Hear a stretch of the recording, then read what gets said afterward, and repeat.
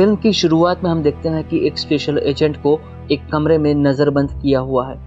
Control room से उसे monitor किया जा रहा है। तभी वो अपने कपड़े निकालकर कैमरा ढक देती है। बाहर स्पेशल फोर्सेस के जवान खड़े हैं। वो 2 केमिकल को मिलाती हैं और केमिकल से सने उस कपड़े को टेबल के एक सपोर्ट में फिट करती है। फिर उसे फायर एक्सटिंग्विशर से जोड़कर एक बंदूक गन तैयार करती है। कंट्रोल रूम से एक आदमी बाहर खड़े गार्ड्स को अटैक करने के लिए कहता है। तभी वो स्पेशल एजेंट हैंडमेड बंदूक फायर करती हैं, जिससे भयानक ब्लास्ट होता है।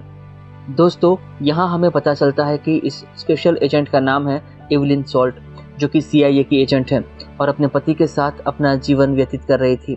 लेकिन तभी उसकी मुलाकात एक रशियन जासूस से होती है, जिसने सरेंडर किया है। एवलिन को उस जासूस से पूछताछ करने के लिए कहा जाता है। जासूस एवलिन को एक कहानी सुनाता है। वो कहता है कि कई साल पहले एक सोवियत सीक्रेट एजेंट था, जिसने कई बच्चों को चुराया और गुजरते वक्त के साथ उन्हें कड़ी ट्रेनिंग देता गया, ताकि बच्चे बड़े होकर उनके लॉयल किलर्स बन सके। बच्चों को बड़े होते ही उन्हें अलग अलग देशों में भेज दिया जाता था, जहां पर वे सालों बिताते हैं, और अब उनमें से ही एक रशिया के प्रेसिडेंट की हत्या कर देगा जब वे अमेरिका की विजिट पर होंगे, जिसके कारण तीसरा विश्व युद्ध शुरू हो जाएगा। ये सुनकर एवलिन मुस्कुराती है और कहती है कि इससे ज्यादा बकवास वो नहीं सुन सकती, इसलिए वो वहां से जा रही हैं। तभी वो बूढ़ा जासूस उसे उसके नाम से पुकारता है। कंट्रोल रूम में एवलिन के साथी भी ये सुनकर चौंक जाते हैं। वो तुरंत लाइट डिटेक्टर देखते हैं, जिससे पता चलता है कि जासूस सच बोल रहा है। एवलिन बाहर आ रही होती है, तब उसे रोका जाता है। वो टेंशन में है, इसलिए नहीं कि उससे पूछताछ होगी, लेकिन उसके पति की जान खतरे में है, क्योंकि जासूस की पूछताछ के दौरान वो एवलिन की रिंग की ओर देखकर बोला था कि पति के कारण तुम जैसी अच्छी जासूस अपने रास्ते से भटक गई हो। ये उसके पति के लिए धमकी थी। उसकी जान खतरे में है। वो कई बार अपने पति का फ़ोन ट्राई करती है, लेकिन कोई आंसर नहीं मिलता। तभी सॉल्ट को इंट्रोगेशन रूम में बंद कर दिया जाता है। वहीं जासूस को उसके सेल में ले जाया जाता है। तभी लिफ्ट में वो अपने जूते में से चाकू निकालकर हमला करता है और 2 गार्ड्स को नॉकआउट कर देता है। अलार्म बजता है, इसलिए सॉल्ट भी अपने आप को रोक नहीं पाती, क्योंकि जासूस भाग रहा है और उसे अपने पति को बचाना है। एवलिन अपनी हिल्स निकाल देती हैं और वहाँ से भागने की कोशिश करती हैं, लेकिन तभी पूरी बिल्डिंग को सील कर दिया जाता है। इसलिए वो वहाँ पड़े सामान से एक बंदूक जैसा हथियार बनाती हैं, जैसा कि हमने वीडियो के पहले सीन में देखा था। वो गार्ड्स पर बंदूक फायर करती हैं और फिर उनकी गन लेकर वहाँ से भाग जाती हैं। वो भागती हुई अपने घर आती हैं, लेकिन उसका पति कहीं भी नहीं है। वो अपने डॉग और वहाँ हुई झड़प के निशान देखकर समझ जाती हैं कि उसके पति को किडनैप किया गया है। तभी वहाँ पर CIA एजेंट अपने गार्ड्स को लेकर आता है। वे एवलिन को पकड़ने के लिए दरवाज़ा तोड़ देते हैं। तभी एवलिन खिड़की से होते हुए बिल्डिंग से बाहर आ जाती है। वो चुपचाप वहाँ से निकल रही है। उसी दौरान एक डिटेक्टिव उसे देख लेता है। वो अपने साथियों को बुलाकर एवलिन को घेर कर सरेंडर करने के लिए कहता है। एवलिन बार बार कहती है कि उसे फंसाया गया है, लेकिन रायन उसे कहता है कि पहले सरेंडर करो, बाद में इसके बारे में बात हम करेंगे। जब गार्ड उसकी ओर आगे बढ़ रहे थे, तब एवलिन मौका देखकर ब्रिज से कूद जाती है। वो एक ट्रक पर गिरती है, जिसके बाद वो एक के बाद एक व्हीकल पर जंप करते हुए वहाँ से भागने में कामयाब रहती है। एवलिन नहीं जानती कि उसे किसने फंसाया है। उसे अपने पति को बचाने के लिए लड़ना होगा। प्रेसिडेंट को मारने के लिए बनाए गए प्लान पर एक्शन लेना ही होगा, और प्लान के मुताबिक सबसे पहला काम है एक स्पाइडर में से जहर निकालना, दूसरा रिमोट बम को सेट करना, और तीसरा अपना लुक चेंज करना। रशियन प्रेसिडेंट जिस चर्च में स्पीच देने वाले हैं, उसे स्पॉट टीम ने घेर लिया है। मेट्रो स्टेशन पर भी भारी पहरा है। तभी एवलिन मेट्रो ट्रेन में एक न्यूज़पेपर फेंकती है, जिसके कारण धुआं उठने लगता है। लोगों में भगदड़ मच जाती है। इस सिचुएशन का फायदा उठाते हुए एवलिन ट्रेन से कूद जाती है। प्लान के मुताबिक वो चर्च के बेसमेंट में जाती हैं, जहां ऊपर रशियन प्रेसिडेंट स्पीच के लिए स्टेज पर आ रहे हैं। एवलिन बेसमेंट में पहरा दे रहे गार्ड को मार देती है, जिसके बाद वो इलेक्ट्रिक सिस्टम में ब्लास्ट करती है। बिजली चली जाती है। चर्च में कोई समझ नहीं पा रहा कि क्या हो रहा है, जिसके तुरंत बाद बम ब्लास्ट होता है। पोडियम ढह जाता है। प्रेसिडेंट भी बेसमेंट में गिर जाते हैं। तभी एवलिन उनके सामने गन रखकर ट्रिगर दबा देती है। स्वाट टीम वहां पर पहुंच जाती है। वे प्रेसिडेंट की सांसें चेक करते हैं। वहीं एवलिन अपने कलीग के सामने गन ताने खड़ी है, जिसके बाद वो सरेंडर कर देती है। सरेंडर करना उसके प्लान का हिस्सा था।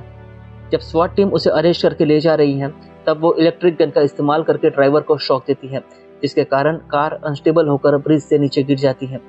एवलिन एक बार फिर बच निकलने में कामयाब होती हैं। अब वो अपने प्लान के मुताबिक वो बूढ़े जासूस से मिलने जाती है, जिसने उसके पति को किडनैप करके रखा है। दोस्तों, यहाँ हमें पता चलता है कि एवलिन वास्तव में रशियन स्पाई है और वो बूढ़ा जासूस विलियम है, जिसने बच्चों को खतरनाक किलर बनने के लिए ट्रेन किया था। विलियम एवलिन को अपना मिशन याद दिलाने के लिए यहाँ पर आया था ताकि रशिया और अमेरिका के बीच युद्ध शुरू हो जाए। अब एवलिन ने सक्सेसफुली अपना मिशन पूरा किया है। विलियम से मिलते ही वो उसे गले लगा लेती है। एवलिन को उम्मीद थी कि वो अब अपने पति से मिल पाएगी। वो विलियम के साथ बेसमेंट में जाती है। जब वो हैच ओपन करती हैं तब देखती हैं कि उसके पति को पानी में जंजीरों से बांधा गया है। इसके बाद विलियम कहता है कि क्या तुम अपने पति को मरते हुए देखने के लिए तैयार हो। एवलिन मुस्कुराती है और कहती है कि मुझे गन दो ताकि वो आसान मौत मर सके। एवलिन की वफादारी देखने के लिए विलियम अपने आदमी को टैंक में पानी भरने के लिए कहता है। टैंक में पानी भरने लगता है। विलियम एवलिन की ओर देखता है और उसका आदमी गोली मारने के लिए तैयार है। टैंक में पानी उसके पति के सिर के ऊपर चला गया है। एवलिन उसे देख रही है। उसे काफ़ी तकलीफ हो रही है। उसे याद आता है कि जब उसे दुश्मन देश में गिरफ्तार किया गया था तब उसका पति एक आम नागरिक के तौर पर उसे बचाने आया था। इस एहसान के बाद एवलिन अपने पति से प्यार करने लगती है। वो अपने मिशन को भूल जाती है।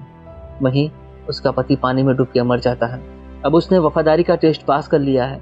वो अपने आसपास के लोगों को देखती है। वे जब बच्चे थे तब उन सभी की साथ में ट्रेनिंग हुई थी और वे सभी अब किलिंग मशीन बन चुके हैं। विलियम अब एवलिन को एक नए मिशन के बारे में समझा रहा है। वो कहता है कि तुम्हें प्लेन में एक आदमी मिलेगा जो उसे आगे की बात बताएगा। तभी एवलिन एक बोतल को उठाकर विलियम को मार देती है और उस टूटी हुई बोतल से विलियम के गले पर बार बार वार करके उसे मार देती है। जिसके बाद वो वहाँ से गन और कुछ ग्रेनेड लेती है। ग्रेनेड की पिन निकालकर दूसरे कमरे में मौजूद सभी रशियन जासूसों को मार देती है। अब एवलिन विलियम के कहे मुताबिक प्लेन में बैठ जाती है जहाँ पर उसे एक रशियन एजेंट मिलने आता है जो उसका बचपन का दोस्त है और अब वो एजेंट व्हाइट हाउस में काम करता है। उस रात वे मिलिट्री अफसर के रूप में प्रेसिडेंट हाउस में जाते हैं। वो एवलिन से कहता है कि 8वें माले पर प्रेसिडेंट का वेट करो। एवलिन पूछती है कि तुम क्या करोगे। तभी वो कुछ कदम पीछे जाकर अपने आप को ब्लास्ट कर देता है। प्रेसिडेंट हाउस में हुए धमाके से अफरा तफरी हो जाती है लेकिन प्रेसिडेंट सुरक्षित है। एवलिन लिफ्ट में जाकर अपना मास्क उतार देती है। वहीं प्रेसिडेंट के सुरक्षा गार्ड उन्हें लिफ्ट से नीचे ले जाते हैं। एवलिन उनका पीछा करती है। वो लिफ्ट के बाहर खड़े गार्ड को मारने के बाद लिफ्ट का दरवाज़ा खोलकर देखती है कि लिफ्ट नीचे जा रही है। वो स्टील फ्रेम पर जंप करते हुए नीचे जाती है लेकिन लिफ्ट काफ़ी तेज़ी से नीचे जा रही है। वो दीवार के सहारे नीचे आती है। सभी को लगता है कि वो प्रेसिडेंट को मारने के लिए आई है लेकिन हकीकत में एवलिन उन्हें बचाने आई है। लेकिन अब काफ़ी देर हो चुकी है। वो बेसमेंट का दरवाज़ा खोलकर अंदर आती है और देखती है कि प्रेसिडेंट के सभी सिक्योरिटी एजेंट्स को मार दिया गया है। प्रेसिडेंट एक कोने में बेहोश हैं और उनके साथ एवलिन का बॉस है जो कि CIA का चीफ है। दोस्तों, यहाँ हमें पता चलता है कि CIA चीफ को भी विलियम ने ही ट्रेन किया था। वो अपने बॉस से कहती है कि हम दोनों विलियम के लिए काम करते हैं लेकिन CIA चीफ उसे कुछ जवाब नहीं देता। वो कंट्रोल रूम से न्यूक्लियर हमले के लिए ऑर्डर टाइप करता है ताकि युद्ध शुरू हो जाए। जिसके बाद वो एवलिन के पास जाके कहता है कि वो शुरू से ही उसे पसंद करता है। एवलिन कहती है कि मुझे अंदर आने दो, हम साथ मिलकर दुनिया को ख़त्म कर सकते हैं। तभी टीवी पर खबर आती है कि एवलिन का रशियन प्रेसिडेंट पर हमला फेल हो चुका है और रशियन प्रेसिडेंट अभी भी जिंदा है। दोस्तों, यहाँ हमें बताया जाता है कि एवलिन का पति जूलॉजिस्ट था और स्पाइडर्स पर रिसर्च कर रहा था। एवलिन ने उस दिन रशियन प्रेसिडेंट को नहीं मारा था लेकिन स्पाइडर के जहर से कुछ देर के लिए बेहोश कर दिया था। स्पाइडर का जहर कुछ देर के लिए सांसें रोक देता है और ऐसा लगता है कि आदमी मर चुका है। टीवी पर यह खबर आने से CIA चीफ को पता चल जाता है कि एवलिन ने अपने ऑर्गेनाइजेशन के साथ धोखा किया है। अपनी सच्चाई बाहर आने के बाद एवलिन अपनी गन निकालती है और बुलेट प्रूफ कांच पर कई गोलियां चलाती है लेकिन कांच नहीं टूटता।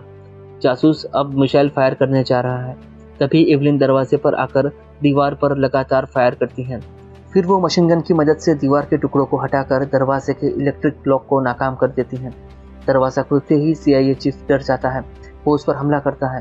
तभी SWAT टीम भी वहाँ पर आ जाती है। एवलिन अपनी जान की परवाह न करते हुए मिसाइल लॉन्च की निकाल लेती है। तभी उस पर गोली चलती है लेकिन उसने बुलेट प्रूफ जैकेट पहन रखा है। वहीं CIA चीफ अपनी हकीकत छिपाते हुए एवलिन को अरेस्ट करने के लिए कहता है। एवलिन को अरेस्ट करके ले जाया जा रहा है। वहीं CIA चीफ से पूछताछ हो रही है।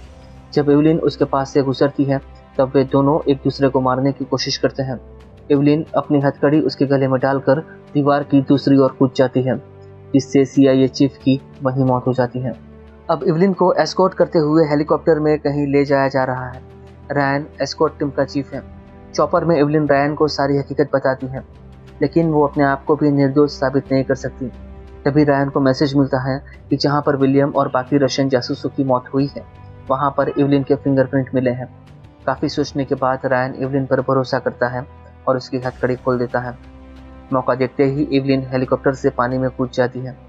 पानी से बाहर आने के बाद हमें इवलिन को जंगल में भागते हुए दिखाया जाता है और इसी के साथ ये फिल्म समाप्त हो जाती है।